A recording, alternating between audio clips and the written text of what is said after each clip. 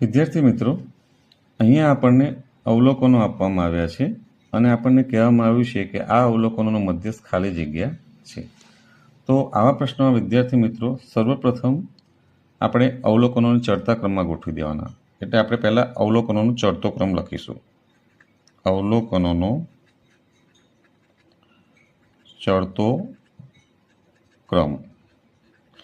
તો આ જે ચડતો ક્રમ આપણે લખીશું એમાં સર્વપ્રથમ અવલોકન આપણું આવશે 0.05. ત્યારબાદ એનાથી મોટું અવલોકન આવશે 0.055. ત્યારબાદ એનાથી મોટું અવલોકન આવશે 0.50.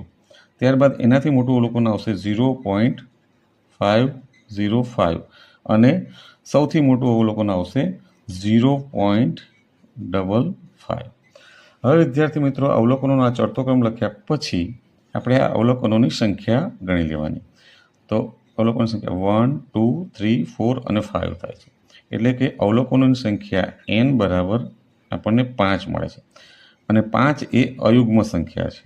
5 એ અયુગ્મ સંખ્યા હોવાથી આપણે જે મધ્યસ્થ શોધવો છે એનું સૂત્ર એવું થાય m = n+1/2 મૂ અવલોકન.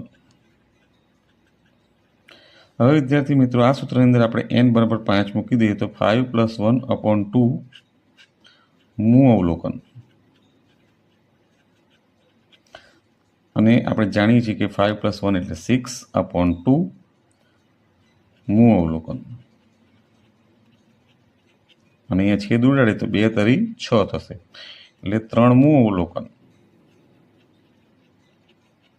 હવે વિદ્યાર્થી મિત્રો આ 3 મૂ અવલોકન જે જવાબ આપણો આવ્યો એ 3 મૂ અવલોકન આ ચડતા ક્રમમાં ત્રીજા નંબરનું અવલોકન કયું છે એ જોવાનું. તો ત્રીજા નંબરનું આપણું અવલોકન છે 0.50. એટલે આપણો જવાબ થશે m = 0.50. એટલે કે આપણો સાચો જવાબ વિદ્યાર્થી મિત્રો C છે.